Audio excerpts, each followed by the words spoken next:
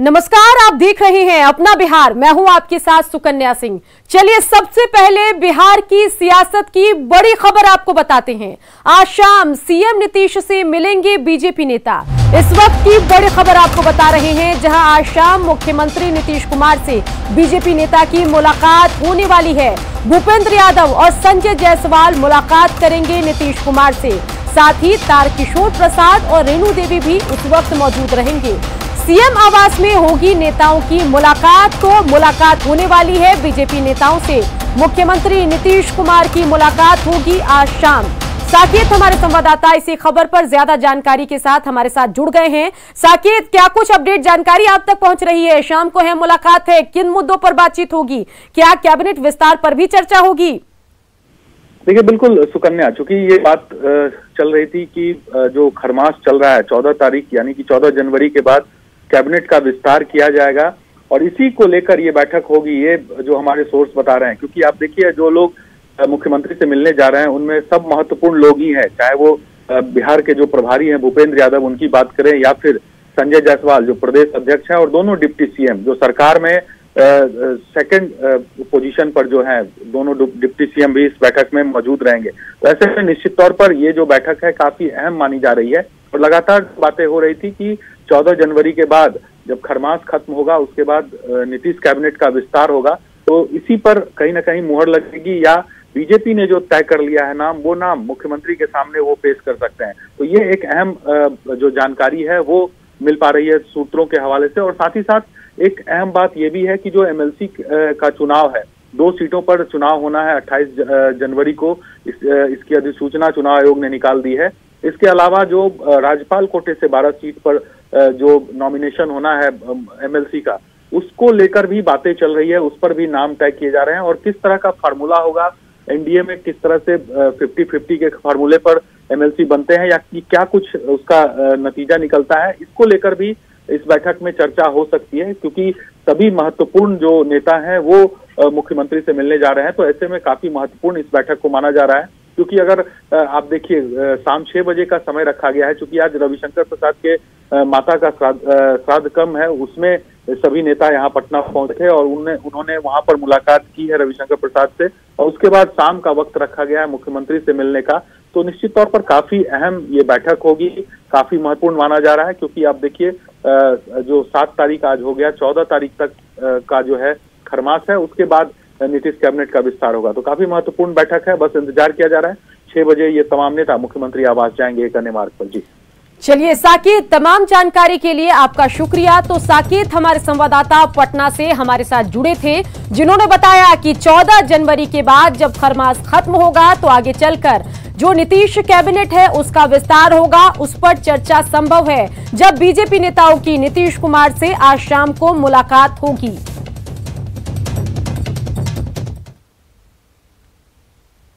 इससे पहले पटना में जीटीयू कार्यालय में पार्टी अध्यक्ष आरसीपी सिंह से बिहार बीजेपी के प्रभारी भूपेंद्र यादव और बिहार बीजेपी के अध्यक्ष संजय जायसवाल ने मुलाकात की। दोनों दलों के इन वरिष्ठ नेताओं के बीच बंद कमरे में बात हुई। मुलाकात के बाद बीजेपी नेताओं ने बताया कि वो आरसीपी सिंह को राष्ट्रीय अध्यक्ष बनने पर बधाई देने आए थे। कैबिनेट विस्तार की बात को बीजेपी नेताओं ने सीएम नीतीश पर टाल दिया और कहा कि सीएम का जब मन हो वो फैसला लेंगे। सरकार चलाने में जेडीयू और बीजेपी के बीच कोई मतभेद नहीं है। वहीं जेडीयू के राष्ट्रीय अध्यक्ष आरसीपी सिंह ने भी कहा कि कैबिनेट विस्तार कोई मुद्दा नहीं, समय आने पर विस्तार हो जाएगा। मंत्रिमंडल विस्तार और एमएलसी को लेकर के उपयुक्त समय पे सब हो जाएगा। पूरा शीर्ष नेतृत्व माननीय मुख्यमंत्री जी के संपर्क और चर्चा में है। उपयुक्त समय पे इसका निर्णय। मंत्रिमंडल का विस्तार कोई बहुत बड़ा इशू नहीं है, ये हम लोगों के बीच जो है बराबर संवाद कायम है और उपयुक्त समय पर ये हो जाएगा। माननीय मुख्यमंत्री जी का इस पर विशेष अधिकार है, सब लोगों से बातचीत कर करके सही समय पर हो जाएगा। सीएम नीतीश कुमार पूर्णिया के दमगढ़ा पहुंचे, जहां उन्होंने जीविका दीदी की दीदियों से, जी हां, जीविका की दीदियों से संवाद किया और इस दौरान सीएम ने उनके लगाए गए स्टॉल का भी निरीक्षण किया। दमगढ़ा की जीविका दीदियों ने एक समूह बनाकर कोरोना काल में अच्छा काम किया है, जिससे यहां के किसानों को भी फायदा मिला। सीएम के आगमन से जीविका दीदी काफी खुश थे और सीएम नीतीश कुमार ने इस दौरान कहा कि जीविका दीदियों को स्कूलों के पोशाक योजना से जोड़ा जाएगा। साथ ही सभी सरकारी अस्पतालों में जीविका कर्मी ही मरीजों के लिए भोजन बनाएंगे। उन्होंने ये भी कहा कि इस इलाके में मक्का से जुड़े उद्योग खोलने का प्रयास किया जाएगा। भाई हमारे साथ देते हैं, उसमें हम लोग स्वयं सहायता हैं और का जो है सही समय। खरमास के बाद बिहार की सियासत अलग रंग में दिखेगी। सीएम नीतीश कुमार जहां जनता के दरबार में मुख्यमंत्री कार्यक्रम फिर से शुरू करने वाले हैं, तो नेता प्रतिपक्ष तेजस्वी यादव धन्यवाद यात्रा पर निकलने वाले हैं। मकर संक्रांति को सूर्य धनु राशि छोड़ मकर राशि में प्रवेश करते हैं। खरमास खत्म होने के बाद इसी दिन से शुभ कार्यों की शुरुआत होती है। मकर संक्रांति का बिहार की सियासत में खास महत्व है। इस साल भी खरमास खत्म होने के बाद बिहार की राजनीति थोड़ी बदली सी दिखने वाली है। पक्ष और विपक्ष के दो दिग्गज फिर से जनता के दरबार में होंगे। तेजस्वी यादव विधानसभा चुनाव में पार्टी के अच्छे प्रदर्शन के बाद जनता का आभार जताने के लिए धन्यवाद यात्रा पर निकलेंगे, तो मुख्यमंत्री नीतीश कुमार फिर से जनता के दरबार में मुख्यमंत्री कार्यक्रम की शुरुआत करेंगे। हाँ, लगाएंगे खाली यही देख लेते हैं थोड़ा, जब तक थोड़ा हो जाए, क्योंकि अभी तो मान लीजिए शुरू कर देंगे तो लोगों की संख्या को सीमित करना पड़ेगा। और आप जानते हैं हमने तो शुरू में ही कह दिया था हम शुरू करेंगे जनता के दरबार में मुख्यमंत्री, फिर हम शुरू करेंगे। हालांकि दोनों नेताओं ने ही अब तक अपने अपने कार्यक्रम की तारीखों का ऐलान नहीं किया है, लेकिन ये तय है कि तेजस्वी की धन्यवाद यात्रा और नीतीश की जनता के दरबार में मुख्यमंत्री की शुरुआत खरमास के बाद होगी। इन दोनों कार्यक्रमों को लेकर पक्ष और विपक्ष आमने सामने हैं और अपनी अपनी सहूलियतों के मुताबिक बयान दिए जा रहे हैं। हमको लगता है 2 दिन के शहंशाह को पिकनिक से फुर्सत हो गई है, तो मेरा सिर्फ विनम्र निवेदन होगा नेता आरजेडी माननीय तेजस्वी जी से कि कम से कम बिहार को पिकनिक न समझेंगे। तो मुझे नहीं लगता कि तेजस्वी यादव जी या नीतीश जी जो अपनी गतिविधियों को चला रहे हैं उसका कोई विशेष मायने है। एक रूटीन काम है, हर पार्टी के नेता को हक है कि अपने कार्यक्रम चलाएं। जनता ने अपार मत दिया, सत्ता में बैठाने के लिए आपने ताकत दी, लेकिन सरकार में बैठे प्रशासन के लोग और चुनाव आयोग ने निर्णय जो है एनडीए के पक्ष में दिया। फिर भी हम जनता के साथ हैं और जनता को धन्यवाद यात्रा में निकलेंगे। 2005 में नीतीश कुमार बहुमत के साथ सत्ता में आए और 2006 से जनता दरबार की शुरुआत की। नतीजा ये हुआ कि ये कार्यक्रम सरकार और जनता के बीच सेतु का काम करता रहा। लेकिन 2016 में नीतीश कुमार ने इस कार्यक्रम को बंद कर लोक शिकायत निवारण सेल बना दिया, जिसकी वजह से मुख्यमंत्री की जनता से दूरी बनती चली गई और 2020 चुनाव के नतीजे अच्छे नहीं रहे। दूसरी तरफ तेजस्वी धन्यवाद यात्रा पर निकलने वाले हैं, क्योंकि उन्हें लगता है कि इस बार जनता ने बदलाव के लिए आरजेडी के पक्ष में वोट दिया था। मतलब मकर संक्रांति के बाद बिहार की राजनीति के दो दिग्गज जनता के बीच होंगे और एक दूसरे को घेरने की पूरी कोशिश भी होगी। न्यूज़ 18 के लिए पटना से शैलेंद्र की रिपोर्ट। किशनगंज में एनएच 327 पर मीर भिट्ठा के पास पुल की मरम्मत का काम चल रहा है, जिसकी वजह से गाड़ियां वैकल्पिक रास्ते से होकर गुजर रही हैं। यह रास्ता इतना खराब है कि कभी भी हादसा हो सकता है।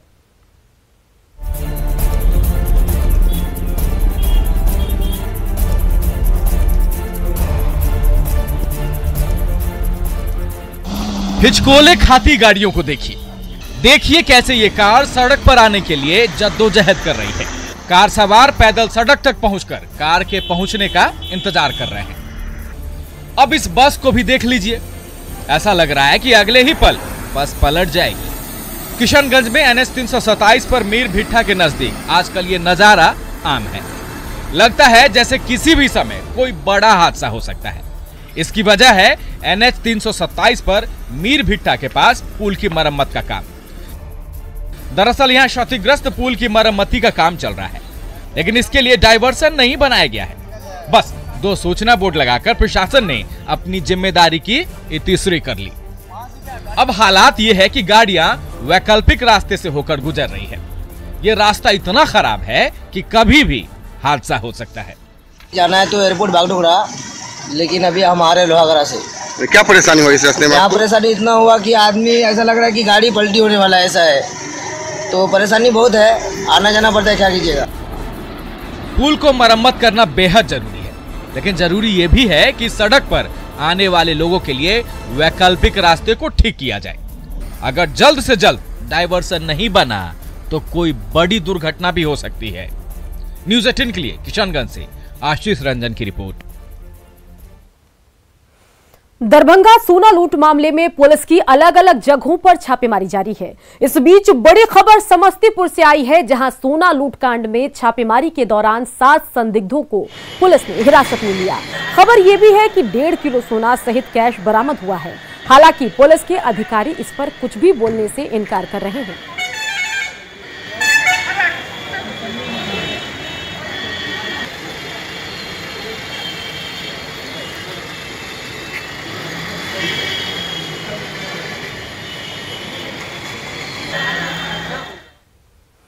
समस्तीपुर में हत्या के आरोपियों की गिरफ्तारी की मांग को लेकर लोगों ने सड़क जाम किया और हंगामा कर रहे हैं। प्रदर्शन कर रहे लोग चकमेसी थानाध्यक्ष के खिलाफ कार्रवाई की मांग कर रहे हैं। गांव में एक युवक शमशेर 30 दिसंबर से लापता था, जिसका शव 4 जनवरी को मधुबनी में मिला। ग्रामीणों ने थानाध्यक्ष पर लापरवाही का आरोप लगाया है और उनके खिलाफ कार्रवाई की मांग कर रहे हैं।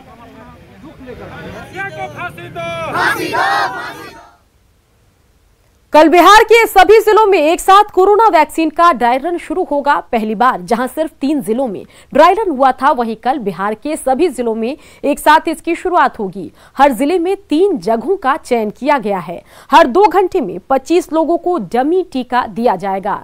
इसे लेकर स्टेट वैक्सीन सेंटर में भी तैयारियां जोरों पर है। यहां से डमी टीका जिलों में ले जाने की शुरुआत हो गई है। आज ही जिलों के हर उन जगहों तक टीका पहुंचा दिया जाएगा जहां कल ड्राई रन होगा।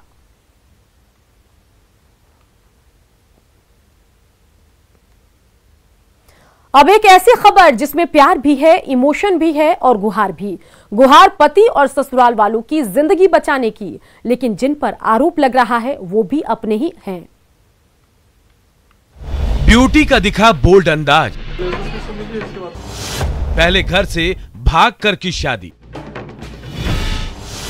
अब प्रेमी को बचाने की बारी। प्यार के लिए कुछ भी करेगी।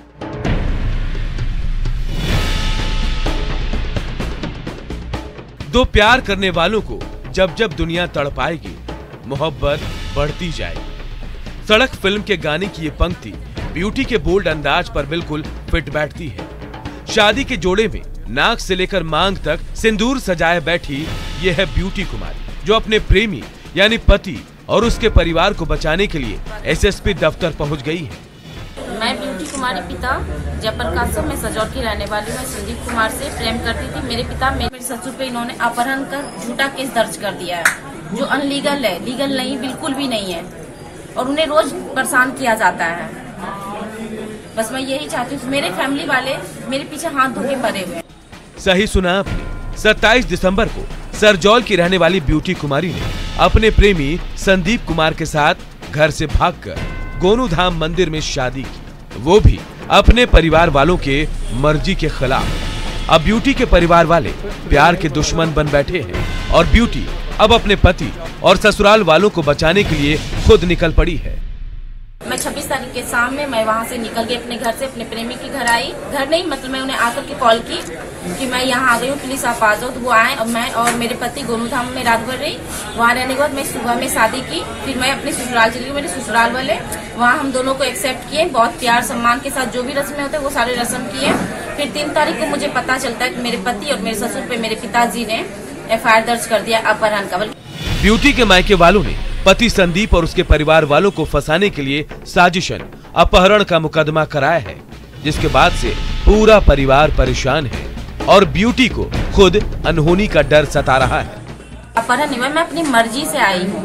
मैं इनसे प्रेम करती थी, बरसों से हमारा प्रेम पसंद चल रहा था। इस बात का जानकारी मेरे फैमिली को होते ही मुझे टॉर्चर करने लगे। मेंटली मुझे टॉर्चर कर रहे थे, मुझे हमेशा मतलब टॉर्चर कर मुझे घर में कैद करके रखते थे। मैं इनके साथ नहीं, बट अभी भी मेरे फैमिली वाले मेरे ससुराल वाले को टॉर्चर कर रहे हैं और मुझे डर है कि मेरे पति के साथ वो लोग कुछ गलत ना कर दें, इसलिए मैं उनके लिए कोई सिक्योरिटी चाहती हूँ कि मैं उन्हें नहीं चाहती हूँ कि उन्हें कुछ हो। ब्यूटी अपने प्रेमी जो कि अब पति बन चुका है उसके साथ खुश है और जिले के एसएसपी को आवेदन देकर अपने पति पर दर्ज मुकदमे को वापस लेने की गुहार लगा रही है। बस इच्छा है कि दोनों प्यार करने वाले हंसी खुशी अपनी जिंदगी जी सके। न्यूज़ 18 के लिए अरुण शर्मा की रिपोर्ट।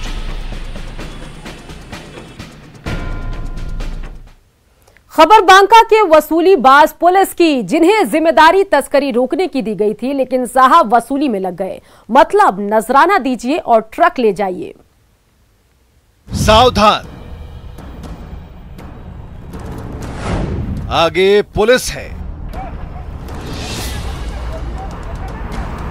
रुकिए, अभी वसूली पर है पुलिस। हाथ में थमाकर जाए नोट। बिहार में अपराधी बेलगाम है, आम जनता त्राहिमाम है और पुलिस पैसे के लिए परेशान है। सड़क पर वर्दी के साथ लाठी का धौंस दिखा रही है, सड़क पर पैसे के लिए दौड़ लगा रही है। जरा देखिए इन तस्वीरों को, जिसे देखकर वसूली कर रहे पुलिस वाले शर्मसार हो जाएंगे। डीजीपी साहब, आप भी देख लीजिए आपकी पुलिस कितनी मुस्तैद है। अपराधियों को तो पकड़ नहीं पाती, लेकिन पैसे के लिए ट्रक वालों के साथ दौड़ लगाती है। तस्वीरें बांका जिले के भलजोर बॉर्डर की है, जहां ड्यूटी पर तैनात पुलिस वाले ड्यूटी कम वसूली ज्यादा कर रहे हैं। जहां ये पुलिस वाले खड़े हैं, उसकी सीमा झारखंड के 3 जिले दुमका, देवघर और गोड्डा से लगती है, जहां शराब तस्करी पर रोक लगाने के लिए स्थानीय थाना और उत्पाद विभाग की टीम 24 घंटे तैनात रहती है। लेकिन जिनकी तैनाती है, उनकी हरकत को देखकर आपको नहीं लगेगा कि ये शराब तस्करी पर रोक लगाने के लिए तैनात हैं। पैसे के लिए ये पुलिस वाले कभी दौड़ लगा रहे हैं, तो कभी कुर्सी पर बैठकर वर्दी का रौब झाड़ रहे हैं, तो कभी पैसे के लिए नोकझोंक करते दिख रहे हैं। 1 साल पहले इसी जगह पर वसूली के दौरान ट्रक वाले ने पुलिस की गश्ती गाड़ी को टक्कर मारी थी, जिसमें एक दरोगा की मौत हो गई थी। कुछ पुलिस वाले जख्मी हुए थे। उसके बाद भी पुलिस वाले सबक नहीं ले रहे और पैसे के लिए जान जोखिम में डालकर हाईवे पर दौड़ लगा रहे हैं और दिन के उजाले में वसूली का धंधा चला रहे हैं। सवाल है, इन पुलिस वालों को वसूली का अधिकार किसने दिया? क्या सरकार पुलिस वालों को वेतन नहीं देती? क्या विभाग इन पुलिस वालों पर कार्रवाई कर पाएगा? ये वो तमाम सवाल हैं जिसका जवाब जनता को चाहिए। नागेंद्र द्विवेदी, न्यूज़ 18, बांका। आत्मनिर्भरता की ओर बढ़ने की भारतीयों में एक स्वाभाविक क्षमता होती है। इसका सीधा रिश्ता आत्मसम्मान और स्वावलंबन से है। नेटवर्क 18 की पहल स्वाभिमान भारत प्रेजेंटेड बाय आईटीसी ने देश भर में ऐसी कहानियों को चुना है जिनमें बिना किसी सरकारी मदद के अपनी समस्याओं को लोगों ने खुद सुलझाया है। ये कहानियां हैं नए नए प्रयोगों और स्वनिर्भरता की, जो हमें एक राष्ट्र के तौर पर परिभाषित करती है। ऐसा ही एक स्टार्टअप है जो नैनो टेक्नोलॉजी के क्षेत्र में अग्रणी है।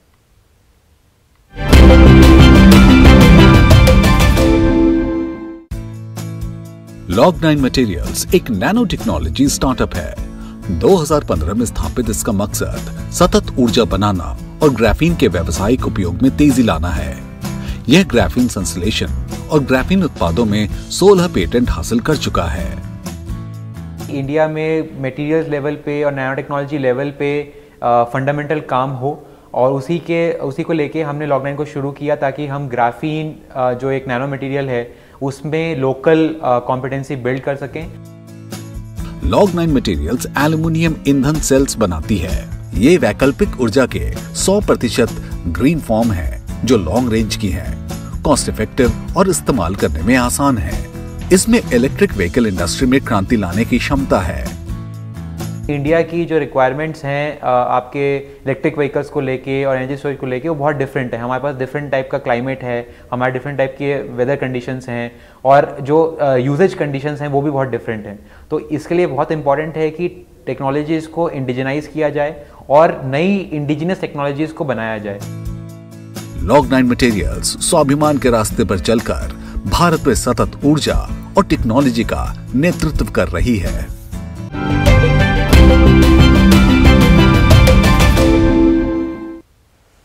और इसी के साथ अपना बिहार के इस बुलेटिन में इतना ही, लेकिन आप बने रहिए क्योंकि आगे आपको दिखाने जा रहे हैं जोहार झारखंड।